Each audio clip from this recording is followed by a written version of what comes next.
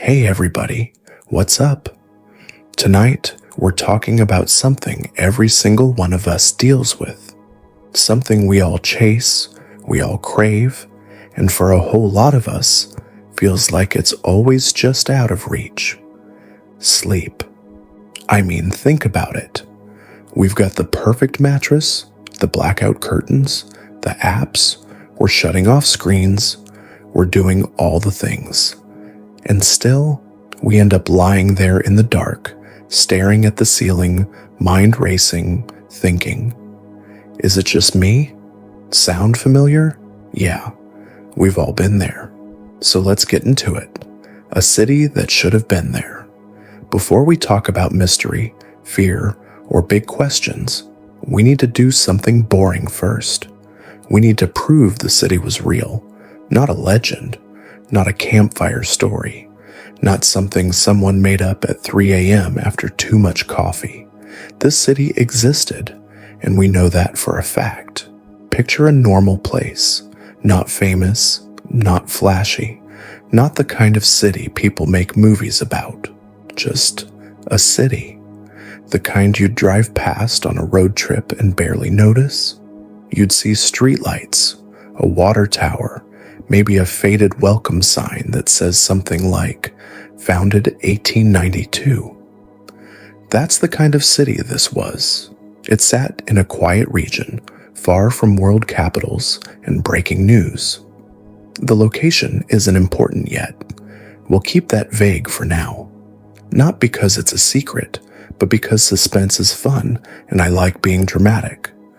What matters is that this place wasn't empty.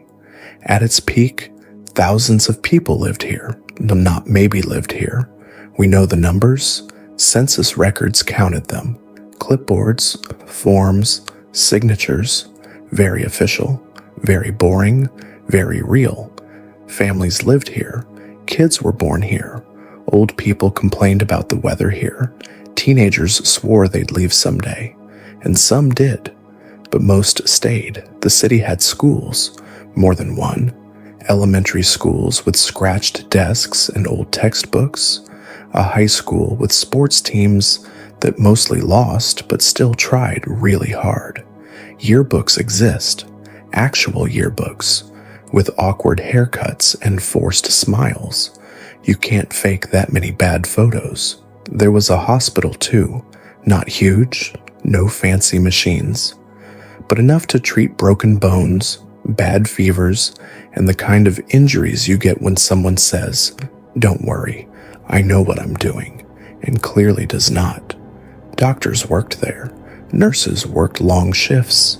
Babies cried in delivery rooms. People took their last breaths there too. A normal cycle.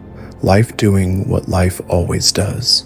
Homes filled the streets. Small houses, some with porches, some with gardens that people promised to take care of but didn't. Curtains in the windows, furniture inside, dinner tables, closets full of clothes that didn't all match but were worn anyway. This wasn't a rich city, but it wasn't poor either. People had jobs. Some worked in factories, others worked in offices, some ran small shops, grocery stores, repair places, diners where the coffee was always too hot and the jokes were always bad. The kind of places where everyone knows your order before you sit down. There were industries that kept the city alive, nothing world-changing, but important enough. Enough to bring money in, enough to keep trucks coming and going, enough to give people a reason to wake up early and complain about Mondays. This city mattered because it worked. It was part of the system. It paid taxes. It followed laws. It showed up in records. It sent kids to college and soldiers to wars. It voted in elections. It had a mayor, city council meetings, and arguments about parking. Very thrilling stuff. And here's the key point. Nobody thought the city would disappear. Cities like this don't just vanish. They fade slowly. People move away. Shops close one by one. Grass grows through cracks. Time does its thing. But that's not what happened here. And before we get there, let's lock in the proof. Photographs exist. Black and white ones. Color ones too. Streets with cars parked along the sides. Kids riding bikes. People standing in front of buildings, posing because someone said, "Hold still." You can see shadows. You can see signs. You can see faces. Maps exist. Official maps. Printed maps. Maps with grid lines and street names. Maps showing neighborhoods, rail lines, rivers nearby. The city isn't a dot someone added later. It's fully drawn, fully planned, fully labeled. Census records exist. Names, our ages, jobs, family sizes, handwritten notes, typed pages. These aren't rumors. These are files stored in cabinets and scanned into databases and checked by people whose whole job was counting humans. This city shows up again and again in school records, in hospital logs, in tax documents, in newspaper ads announcing sales and events no one remembers now. Even postcards exist. Someone once thought this place was nice enough to send to another human being. Think about that. Wish you were here. At some point, people from this city traveled. They wrote letters, they moved away. And when they did, they listed this city as home, which makes what happened later even stranger. Because when people went looking for it, it wasn't there. But don't jump ahead yet. Right now, all we're doing is grounding ourselves. We're standing on solid ground. We're saying clearly and calmly, this city existed. It had streets you could walk on, buildings you could touch, doors you could open, lives happening all at once, every day. It wasn't cursed. It wasn't hidden. It wasn't secret. It was normal. And normal things aren't supposed to just stop. That's what makes this story uncomfortable. Not scary in a movie way. Scary in a quiet way. The kind that creeps in when you realize rules you trust might not always work. Because if a city this real can vanish without warning, what does that say about the rest of the world? For now, remember this version of the place, the living one, the noisy one, the boring, everyday one. Because once it's gone, that's all we'll have left. And next, we'll talk about the night when nothing seemed wrong at all. The last normal night. If you could time travel back to the final night the city existed, you'd be disappointed. Not because it was scary, but because it was boring. No alarms, no screaming crowds, no sirens blasting like in disaster movies, just a regular night doing regular things. The sun went down the way it always did, slowly, lazily. Streetlights flicked on one by one, like they were half asleep too. Shops closed their doors. Someone flipped the sign from open to closed and didn't think twice about it. Because why would they? Families sat down for dinner. Nothing fancy. Some overcooked food. Some food that was somehow both burned and cold. Parents asking kids how school was. Kids saying fine, even when it wasn't. Same old routine. Plates clinked. Chairs scraped the floor. Someone forgot to turn off the TV. Somewhere, a dog waited very patiently for food to fall. In houses across the city, people argued about small things. Who forgot to buy milk? Who used all the hot water? Who left the lights on again? Normal problems. The kind you never think will be the last problems you ever have. Teenagers locked themselves in their rooms. Music playing too loud. Dreams about leaving this place someday. About bigger cities. Bigger lives. They had no idea this city would leave them first. Workers came home tired, boots by the door, jackets tossed over chairs. Someone rubbed their sore back and said, "Long day." Someone else nodded because they didn't have the energy to reply. At the hospital, nurses switched shifts, doctors checked charts, patients slept, complained, or stared at the ceiling thinking about everything and nothing at the same time. A baby cried somewhere down the hall. A heartbeat monitor beeped steadily, doing its job. Outside, the city kept breathing. Cars passed through intersections. A few people walked home late, hands in pockets, minds elsewhere. A street cat crossed the road like it owned the place. It probably did. Bars had a few customers left. Laughter mixed with bad jokes. Someone said they'd quit drinking tomorrow. Everyone laughed because nobody believed them. The night wasn't special. That's the point. No one packed bags. No one wrote goodbye letters. No one stood at a window feeling like something bad was coming. People went to bed expecting tomorrow to show up on time. Clocks were set. Alarms were armed. Doors were locked. Lights were turned off. And then, sleep. This is where things get strange. Not because something happened, but because nothing did. There were no storms, no earthquakes, no fires lighting up the sky, no military trucks rolling in, no warning signs flashing red. Weather reports from that night show calm conditions, mild temperatures, no unusual activity, just another peaceful night in a city that had seen thousands of peaceful nights before. Power stayed on, phones worked, the city didn't lose contact with the world. Everything stayed normal, right up until it didn't. But here's the weird part. There's no record of panic, no emergency calls flooding dispatch, no radio chatter about evacuations, no hospital reports of mass injuries, no notes saying something is wrong. Newspapers from nearby towns printed their usual stories the next day. Sports scores, local ads, nothing about a crisis next door. It's like the city fell asleep and forgot to wake up. Somewhere between late night and early morning, something changed. We don't know the exact minute. We don't know the trigger. We don't even know if there was a trigger. But whatever happened, it happened quietly. So quietly that it didn't wake anyone. Think about that for a second. Thousands of people, all gone, and not one scream recorded, not one call for help, not one neighbor banging on a door.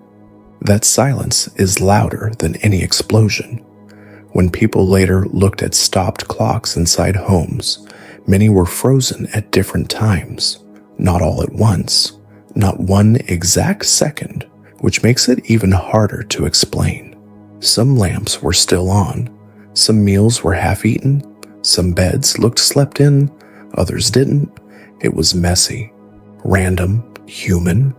If this had been planned, it would have looked cleaner, but it wasn't. It looked like everyone just paused, and the city paused with them. Outside, streetlights stayed lit until morning.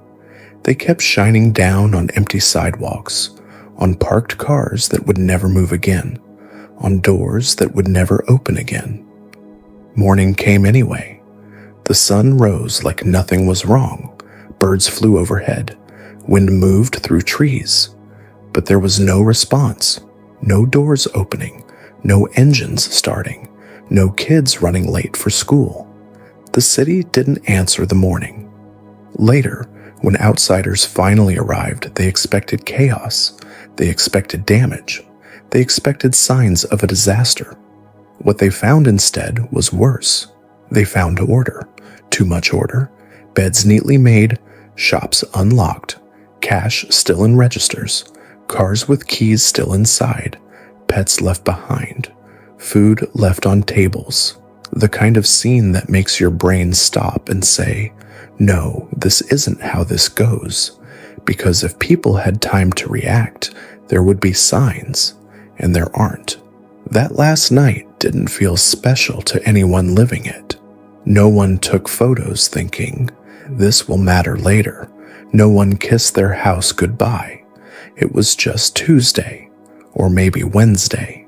The exact day doesn't even feel important anymore, and that's the scariest part. History usually leaves fingerprints. This night didn't. It slipped by unnoticed, and when the city failed to wake up, the world kept spinning anyway. In the next chapter, we'll talk about the first people who realized something was very, very wrong. The ones who arrived expecting normal and walked into silence. When the world came knocking, the first people to notice something was wrong were not heroes. They weren't investigators. They weren't soldiers. They weren't scientists with dramatic music behind them. They were just confused. It started small. A delivery truck that never got checked in. A phone call that rang and rang. A nearby town expecting workers to arrive that morning, but nobody showed up. At first, people assumed the usual stuff. Maybe there was a road closure. Maybe the phones were down. Maybe everyone was late, which honestly felt impressive. But by mid-morning, confusion turned into concern. Someone drove toward the city to check things out. They expected traffic. They expected noise. They expected life. Instead, they got quiet. Too quiet. No cars on the road. No people walking around. No sound except tires on pavement and wind brushing past buildings. That's when the feeling hits. That tight feeling in your chest that says, I don't like this. The driver parked, got out, looked around, nothing. Doors were closed but unlocked. Stores were stocked. A radio played inside one shop, talking to no one. Coffee cups sat cold on counters. A newspaper lay folded like it had been abandoned mid-thought. They called out, no answer. They knocked on doors, opened a few, looked inside. Beds, clothes, photos on walls, shoes by the door, a half-written note on a kitchen table that never got finished. Still no people. This is where most folks would leave, and many did. Because silence like that doesn't feel empty. It feels watched. Even when you know no one is there, your brain refuses to believe it. Word spread fast, faster than it should have. Nearby towns sent people, then officials, then people with badges and clipboards who really wished this was just a weird misunderstanding. They searched the city, street by street. No bodies, no signs of struggle, no signs of escape. Cars were parked neatly, not rushed, not crashed. Some still had groceries inside. Others had kids' backpacks in the back seat. One had a turn signal still blinking, like the car was patiently waiting for its owner to come back. That didn't happen. Hospitals were checked next. If something bad had happened, surely it would show up there. But hospital beds were empty. Charts were mid-update. Wheelchairs sat in hallways. An IV bag hung unused, dripping slowly onto the floor like time itself was leaking out. No patients, no staff, not even signs they left together. Schools were next, classrooms frozen in time, chalkboards half-written, books open on desks, lockers stuffed with jackets and notes and plans that suddenly didn't matter. Playgrounds were still. No laughter, no running, just swings moving a little in the wind, which honestly felt rude. Officials checked records, phone logs, radio traffic, nothing unusual, no last message, no warning, no clue. And here's the part that bothered them the most. If thousands of people leave a city, they leave marks. Trash piles up, gas stations empty, roads clog, someone posts something online. But this city didn't leave footprints. It didn't move. It vanished. Search teams went wider. Fields, forests, rivers, old mines, anywhere people could have gone. Nothing. No mass graves, no camps, no signs of survival or death. It was like the population had been erased, but the city forgot to disappear with them. News finally picked it up, carefully at first, then loudly. Headlines avoided strong words. Missing, unaccounted for, unusual. Because saying the truth out loud felt ridiculous. You can't just lose a city. Experts were brought in.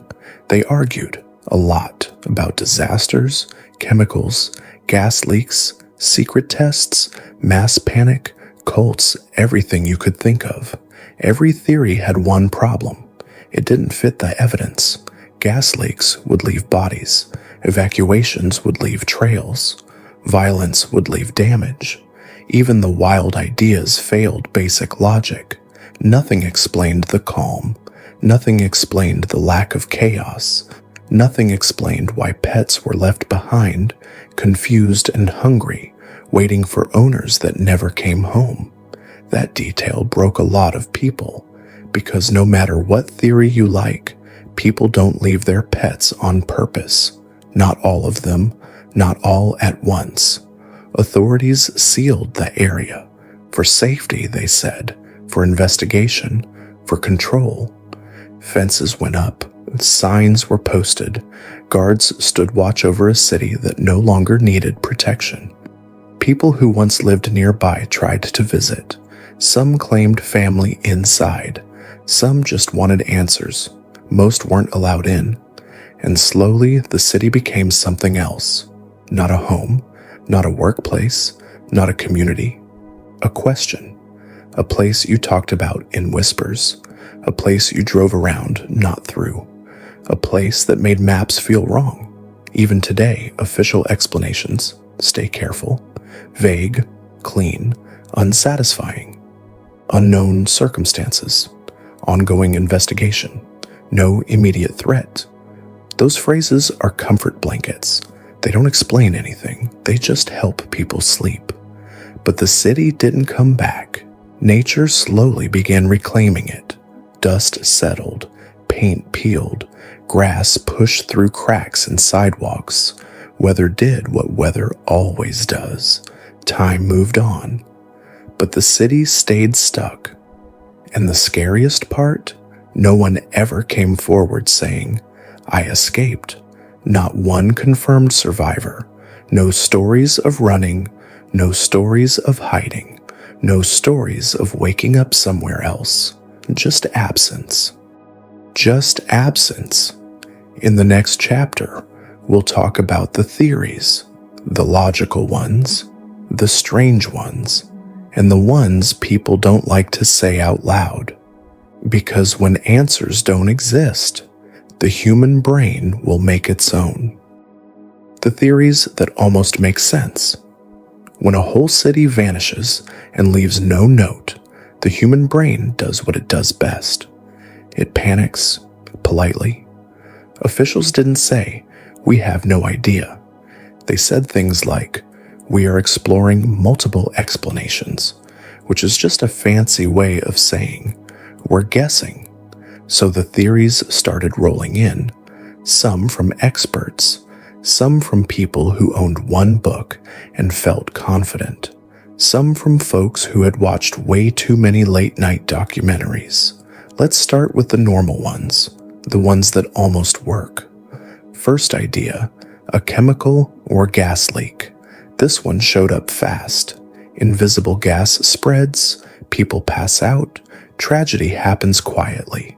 Sounds reasonable, until you remember one problem. Where are the bodies? Gas doesn't politely remove people from existence. It leaves them where they fall, in beds, on couches, on sidewalks. This city had none of that, not even one, so that theory quietly walked out the door. Next idea, a secret evacuation. Maybe the government moved everyone, quickly, quietly. No panic. This sounds smart until you think for more than 10 seconds. An evacuation of thousands of people needs buses, trucks, fuel, roads, schedules, mistakes, someone talking. There would be traffic jams, camps, temporary housing, paperwork so thick it could stop a bullet. None of that exists. Also, evacuations don't forget pets. Next theory, a natural disaster. Earthquake, no damage. Flood, no watermarks. Storm, building still standing. Nature is many things, but subtle is not one of them. So that idea got crossed out too. Then came mass hysteria, the idea that everyone panicked at once and ran, but ran where? People flee danger towards something safer. Roads would show where. Nearby towns would be overwhelmed. Someone would notice thousands of people showing up out of breath and confused. That didn't happen. The city didn't pour out. It emptied. That difference matters. Some experts suggested economic collapse, that people slowly left over time, except the city didn't look slowly abandoned. It looked paused. Food on tables, clothes mid-wash, cars mid-parking. That's not how slow leaving works. That's how interruption works. Then things got quieter, because the normal ideas had run out. That's when the uncomfortable theories showed up. The ones people laugh at first, cults, a shared belief, a planned departure, everyone agreeing to leave together, except cults leave signs, symbols, notes, leaders, and again, bodies or survivors. The city left nothing. Mass kidnapping. Now this one sounds scary until logic steps in. Kidnapping thousands of people without noise, struggle, or witnesses would require perfect timing, perfect control, and a level of coordination that would honestly deserve an award. Also, kidnappers usually want something. No one asked for anything. Then came the theories that made people uncomfortable at dinner parties, time-related ideas. Maybe the city didn't disappear. Maybe it slipped, out of time, out of sync, out of our timeline. Some scientists quietly admitted that time is not as simple as clocks make it seem, that under rare conditions, strange things could happen. They were very careful with their words, because once you open that door, it's hard to close. Others suggested geological oddities, magnetic fields, underground spaces, rare natural events that don't repeat. But again, there should be traces. There weren't. Then there were the theories nobody wanted to officially write down, that something intelligent was involved, not aliens with lasers and flying discs, nothing dramatic, something quiet, something precise, something that didn't need force. This theory scared people because it removed accidents from the story. If it wasn't random, then it was chosen. Officials dismissed those ideas fast, not because they were impossible, but because they were dangerous. You can't tell the public, we don't know what took them, and we can't stop it. That doesn't help anyone sleep. So the case slowly cooled. Reports were filed. Files were boxed. Meetings stopped happening. The city was labeled an anomaly, a weird footnote, something for future researchers who liked headaches. But here's what makes all theories uncomfortable. Every single one fails to explain one thing. The silence. No fear, no resistance, no warning. Whatever happened didn't feel like an attack. It felt like a switch. And that scares people more than explosions ever could. Because explosions are loud. Switches are quiet. Some former residents' relatives kept pushing, asking questions, requesting access, digging through records. Most got nowhere. Some eventually stopped asking, not because they got answers, but because carrying questions that heavy gets tiring. The city still sits there, fenced, watched, empty, not ruined, not destroyed, just unused. And maybe that's the worst part. If something terrible had happened, we could mourn it. But how do you mourn something that left no scene? In the next chapter, we'll talk about the city today, what it looks like now, what happens when people step inside, and why some visitors say it feels like the place is still waiting.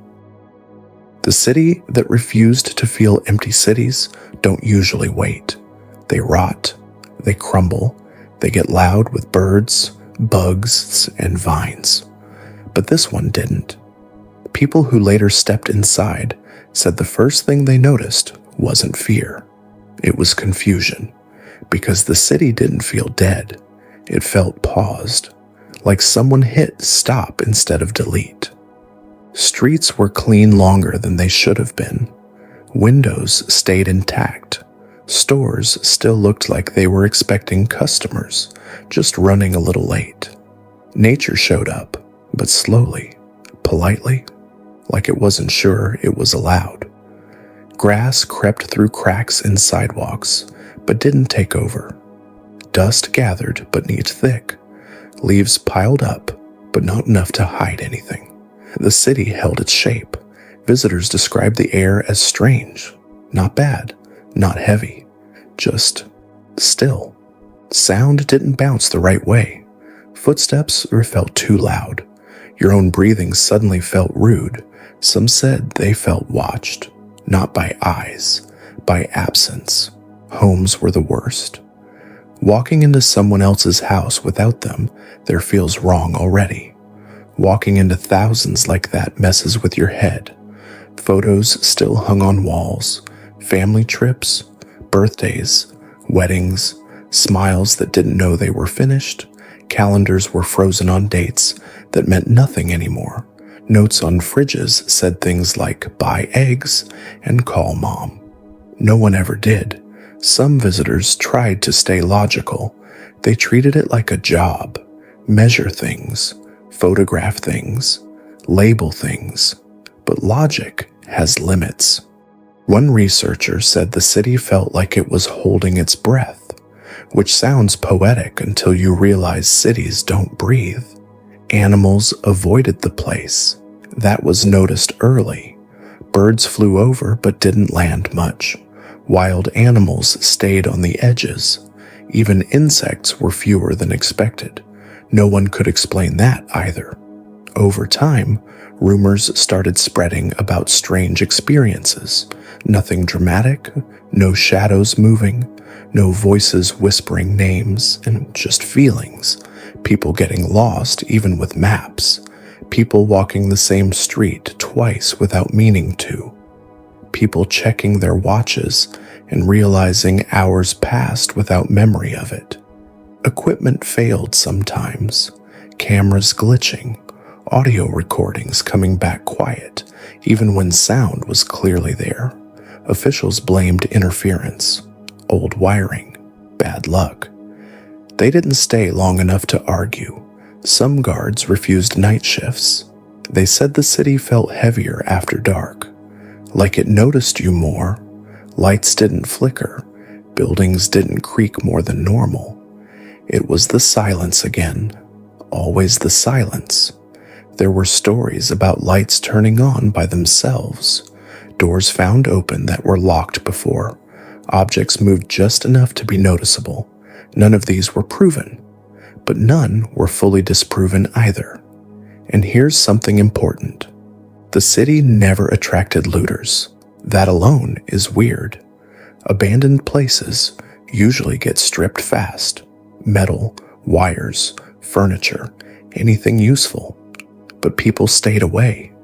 Not because of laws, not because of guards, because it felt wrong to take things. Visitors said they felt like guests who overstayed, like they were borrowing space from something that hadn't given permission.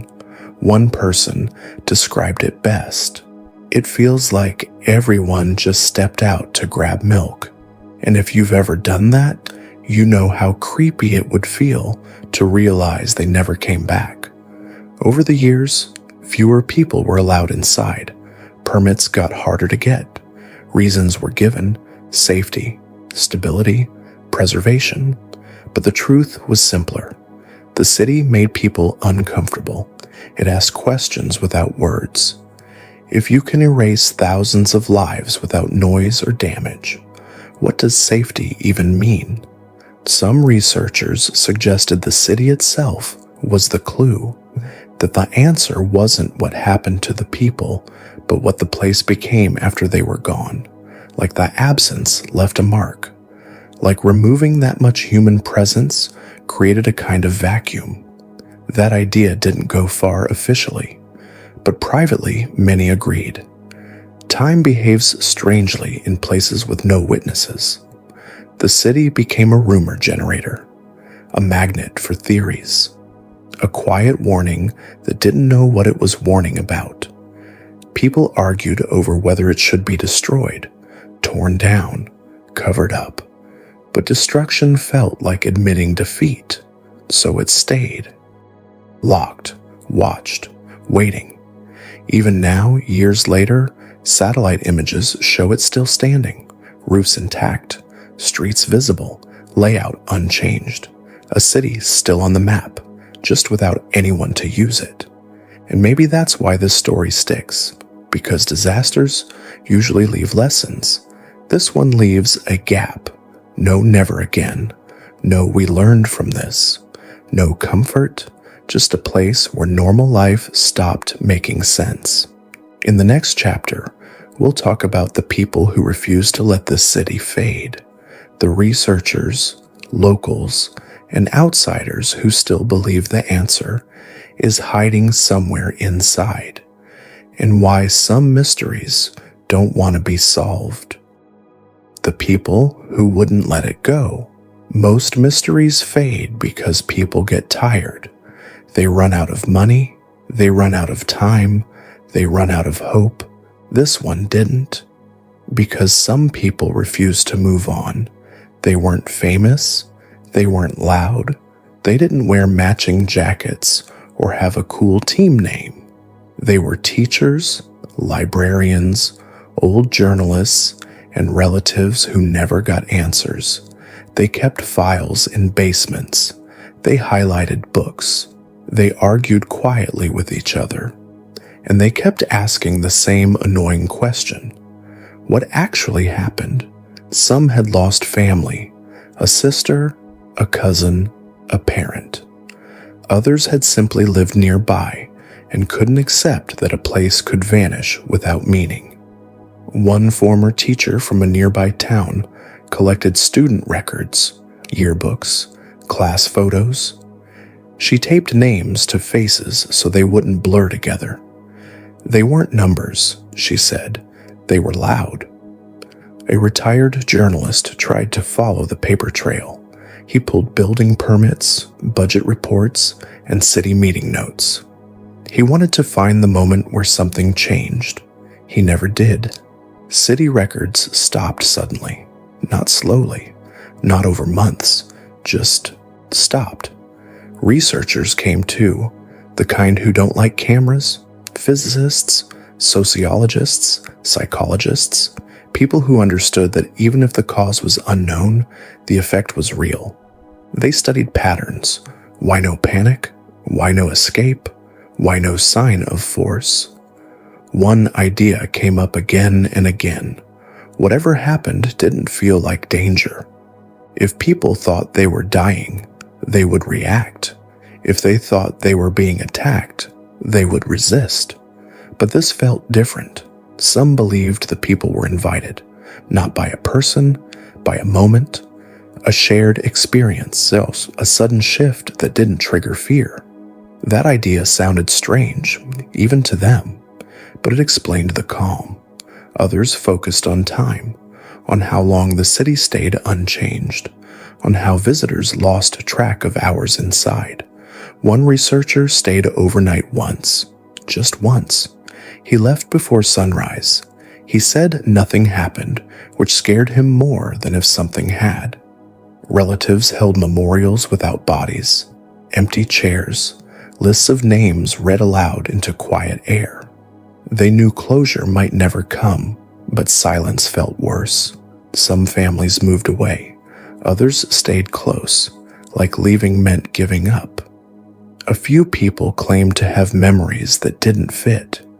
Dreams where they walked the city streets and everything was normal, where people waved, where shops were open, where someone said, "We're fine." These dreams were brushed off as grief. Maybe they were, but many people had them. The city entered culture quietly. Not movies, not big shows, stories, forums, late-night talks. People debated whether the city was a warning, or a test, or proof that the universe doesn't owe us explanations. Officials eventually stopped responding to questions, not out of cruelty, out of exhaustion. There were no new answers, and some mysteries don't improve with age, but the city never disappeared from memory, because every so often someone would ask a simple question. If it can happen there, why not here? And no one had a comforting reply. The people who refused to let it go weren't chasing fear. They were chasing understanding.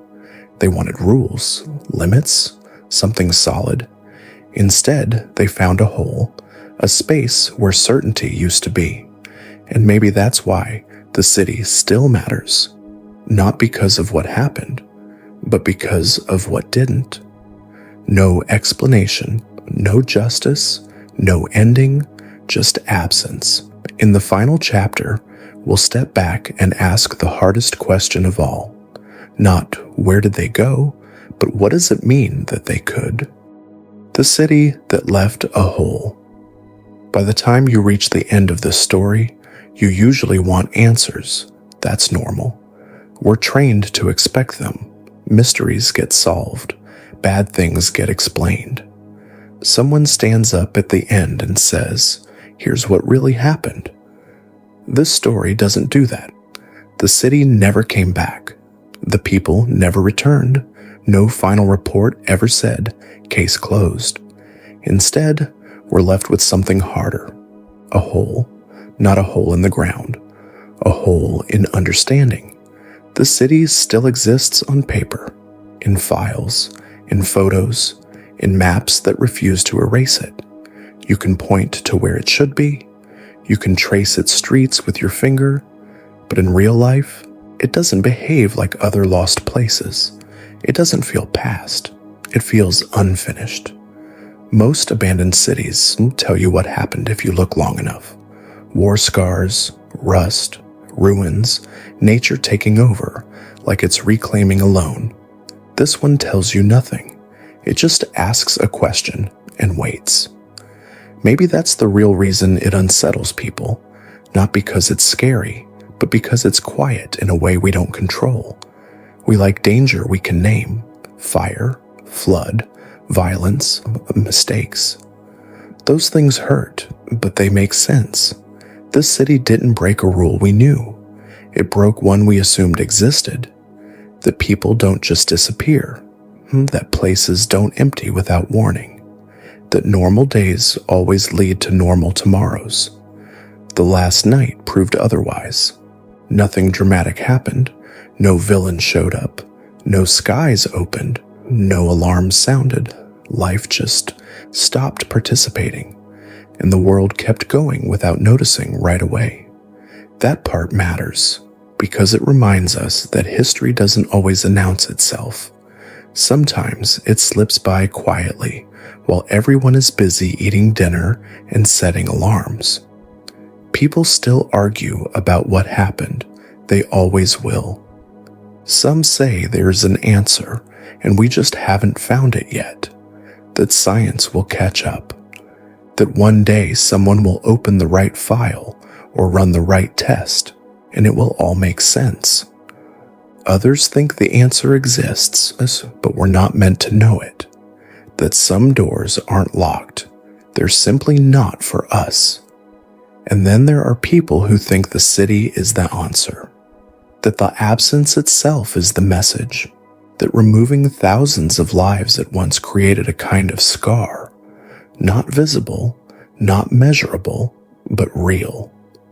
A reminder that reality isn't as solid as it feels when you're going about your day. If you ever visit places like this, The strangest moment isn't fear, it's calm. You realize the world doesn't react to loss the way we think it should. The sun still rises, wind still moves leaves, birds still fly. Life doesn't pause out of respect, it just continues. That can feel cruel, or freeing, or both. The city doesn't demand belief.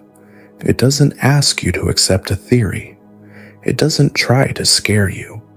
It just exists, quietly. And maybe that's why it stays with people long after they stop thinking about it. Because once you accept that something like this can happen, you start noticing how fragile normal really is. How much of life runs on habit? How much of safety runs on assumption? We wake up each day expecting tomorrow because yesterday worked out fine. The city did too, until it didn't. This story isn't about fear, not really. It's about uncertainty, about how little warning the world gives when rules change, and about how some questions don't want answers. They want attention. They want us to notice the space where certainty used to sit.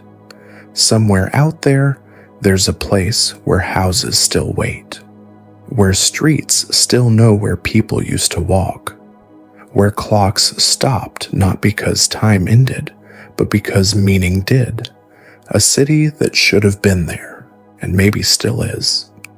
Just not in the way we understand places. If this story made you uncomfortable, that's okay. It means it worked. Mysteries aren't meant to be solved quickly. Some are meant to slow you down, to make you look at the quiet moments differently.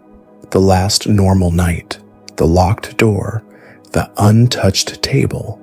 Because one day, long from now, someone may stand in a place we know and say the same thing.